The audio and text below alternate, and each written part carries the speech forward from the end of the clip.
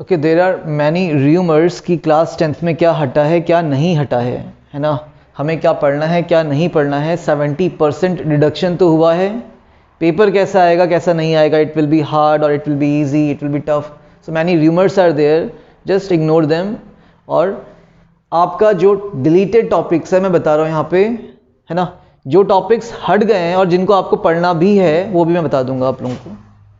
Means CBSE बोल रहा है कि डिलीटेड टॉपिक्स हैं बट आप उनको पढ़िए because it will going to help you in your understanding of the chapter, better understanding of the chapter. Like chapter first real numbers में से आपका Euclid's division lemma and algorithm to find HCF हट चुका है। You need not to go through this topic, आपको जाना ही नहीं है इसमें, है ना। लाइक आपने पढ़ा हुआ है like a equals to B Q plus R, don't go through this topic. और इसके जितने भी क्वेश्चंस हैं हमें क्या करना था, उसमें HCF ही तो निकालना था। We have to find HCF। तो आप HCF निकालना सीखिए उसका with the help of your prime factorisation method, because HCF का टॉपिक नहीं हटा है। हाँ, HCF निकालना किससे है, वो मेथड हटा है आपका Euclid's division lemma. Okay, proving questions ये हट चुके हैं। Like show that any positive number is of the form this that and that, तो ये भी आपको नहीं पढ़ना है। प्रूविंग क्वेश्चंस नहीं पढ़ने हैं। और ये पूरा आपका था एक्सरसाइज 1.1 में। लाइक क्वेश्चन नंबर फर्स्ट क्या करना था, HCF निकालना था यूजिंग यूक्लिड्स डिवीजन एल्गोरिथम। तो हम इसका HCF निकालेंगे, प्रैक्टिस करिए इसको with prime factorisation. Question number fourth and fifth को हटा दीजिएगा बिकॉज इसमें आपको प्रूफ करना था, इस टाइप के क्वेश्चंस थे। तो प्रूविंग क्वेश्चंस को छोड़ दीजिएगा of exercise 1.1। Example number 1 again हमें क्या निकालना था, HCF निकालना था using prime factorisation method. Examples are very important of NCERT, तो आप इस एग्जाम्पल को यूक्लिड्स डिवीजन लेमा से मत करना, किससे करना, प्राइम फैक्टराइजेशन मेथड से कर लीजिएगा प्रैक्टिस। अच्छा क्वेश्चन है for practising. Second and third questions आपको नहीं करने हैं बिकॉज ये फिर से क्या होता है, प्रूविंग क्वेश्चंस का पार्ट बनता है। हाँ, थर्ड एंड फोर्थ क्वेश्चन को आप करिए, प्रैक्टिस करिए और उसका HCF निकालिए। थर्ड आई थिंक एग्जाम्पल का था ये, it is your third example number. और एक क्वेश्चन नंबर फोर्थ कौन सा था, एक्सरसाइज 1.1 का क्वेश्चन नंबर फोर्थ था, सही बोल रहे हैं।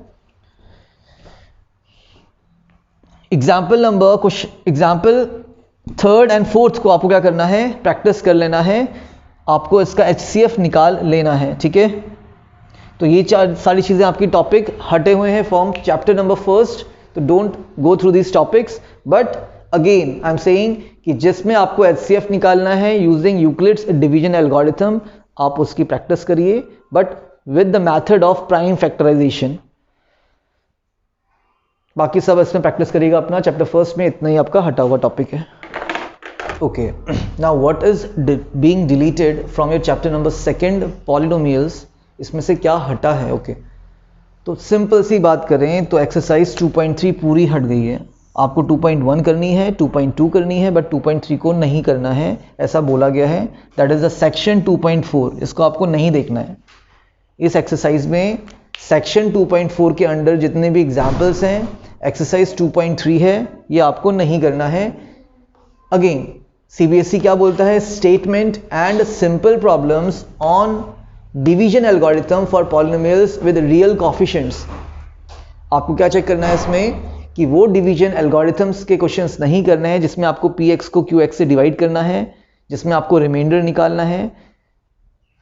बट यू मस्ट नो कि आपका ये 9th क्लास का टॉपिक है। डिवीजन एल्गोरिथम कौन सी क्लास का टॉपिक है, 9th क्लास का टॉपिक है। तो मे भी हो सकता है कि कोई क्वेश्चंस वो डाल दे आपके 9th क्लास से रिलेटेड कि बताइए इसका रिमाइंडर कितना होगा, या फिर अगर हम डिवाइड करेंगे तो आंसर कितना आएगा।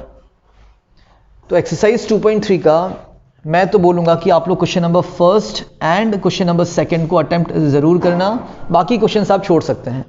Okay, in chapter 3 that is linear equations in 2 variables आपका क्या हटा है, तो सिंपल आपका क्रॉस मल्टीप्लिकेशन मेथड हटा है for solving the values of x and y। ये आपका सेक्शन 3.4.3 में है और ये एक्सरसाइज आपकी 3.5 को कवर करता है, बट ये मेथड हटा है, इससे रिलेटेड प्रॉब्लम्स नहीं हटे हैं।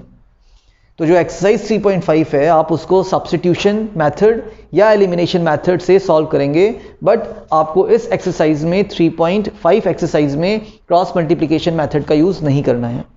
Again what I am saying, 3.5 exercise में आपको सारे के सारे क्वेश्चंस अटेम्प्ट करने हैं, बट उन क्वेश्चंस को आप किस मेथड से करेंगे, that is your substitution and elimination method, but not by cross multiplication method. तो सिंपल ध्यान रखना, आपका क्रॉस मल्टीप्लिकेशन मेथड हटा हुआ है, बाकी कोई मेथड नहीं हटा है। क्वेश्चंस को अटेम्प्ट करिए, सॉल्व करिए एंड बहुत इजी है, ठीक है। यही मैंने यहाँ पे लिख रहा था कि क्या नहीं करना है अपने क्रॉस मल्टीप्लिकेशन मेथड, बट जो क्रॉस मल्टीप्लिकेशन वाले क्वेश्चंस हैं you have to attempt them by other two methods. Okay, in fourth chapter, quadratic equation, situational problems based on equations reducible to quadratic equation. अभी इतना लंबा चौड़ा topic आपका जो हटा है, इसका मतलब कुछ नहीं है, इसका मतलब ये है कि वो वर्ड प्रॉब्लम्स आपकी हटी हैं, है ना, जिसमें इस तरह की इक्वेशन बनेगी पहले, लाइक 1/x + 4 -1/x - 7 = 1/13, और उसके बाद आप इसको सॉल्व करेंगे तो क्या बनेगा आपके पास, क्वाड्रेटिक इक्वेशन बनेगी, और फिर जाके आपका आंसर आएगा। अगर हमारे पास डायरेक्ट इस तरह के क्वेश्चंस आएंगे तो वो चीज़ नहीं हटी है। अगर ये बोलेगा find the value of x, तो ये चीज़ हमारी नहीं हटी है। हटी क्या है, situational problems, word problems based on equation reducible to a quadratic equation. तो मुझे नहीं लगता यहाँ पे इस टॉपिक को हटाने का क्या मतलब है, क्योंकि अगर हम इक्वेशंस बना रहे हैं, हम यहाँ तक पहुँच रहे हैं, उसके बाद अगर हम सॉल्व कर रहे हैं इसको, then it will add up to our understanding.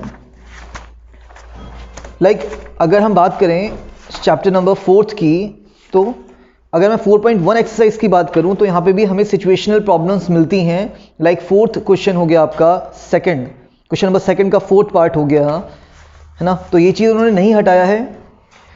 Question number 6 नहीं, 4.2 में से कुछ नहीं हटा आपका। 4.3 में आते हैं, तो 4.3 में हमारा देखियो दैट कंप्लीटिंग द स्क्वायर तो बहुत पहले ही हट चुका था। 4.3 का फर्स्ट क्वेश्चन तो आपको अटेम्प्ट करना ही नहीं है। हाँ, आप इसको क्वाड्रेटिक फार्मूला या स्प्लिटिंग द मिडिल टर्म से सॉल्व कर सकते हैं। देन क्वेश्चन नंबर 3 आप देख रहे होंगे, यहाँ पे आपके पास इसी टाइप की इक्वेशंस हैं, तो इस टाइप की इक्वेशंस नहीं हटी हैं आपकी। लाइक 4th हो गया, 5th हो गया, 6th, 7th and up to 11th, ये सारे के सारे अगर हम बोलें इस situational problems based on equation reducible to quadratic equation, तो ये सब हट गया है। बट आई डोंट थिंक कि आप इसको क्यों नहीं करेंगे, आपको ये करना चाहिए, क्योंकि आप इक्वेशंस बनाएंगे, इक्वेशंस को सॉल्व करेंगे, क्वाड्रेटिक फॉर्मूला लगाएंगे, and then you are going to understand the chapter better.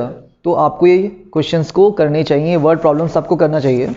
तो चैप्टर 4 मैंने आपको बता दिया क्या हटा है और क्या आपको नहीं करना था।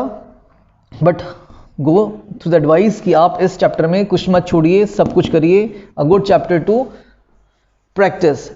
अर्थमेटिक प्रोग्रेशन की बात करते हैं, तो अर्थमेटिक प्रोग्रेशन में आपका क्या हटा है, अगेन वर्ड प्रॉब्लम्स हटी हैं, सिचुएशनल प्रॉब्लम्स हटी हैं।